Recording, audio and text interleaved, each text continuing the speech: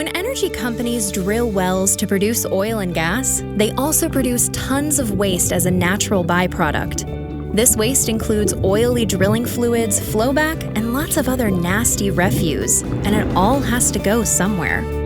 There are 4 primary methods that operators use to manage their energy waste.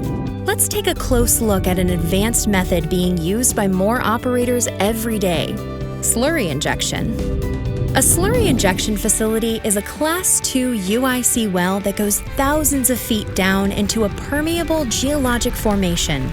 This vast underground reservoir is surrounded by impermeable rock or shale layers, creating a barrier known as a confining zone, which sequesters the waste forever.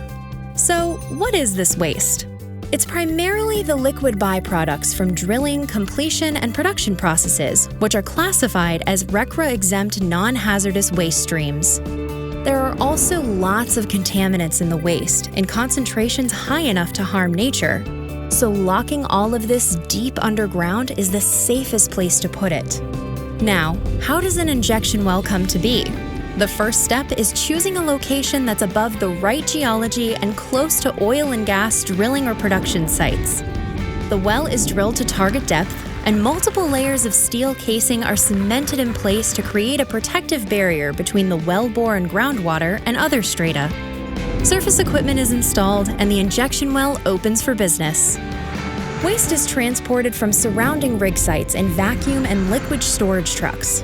The surface equipment extracts any non-injectable solids, then the waste is processed, blended with flowback and produced wastewater, and injected downhole.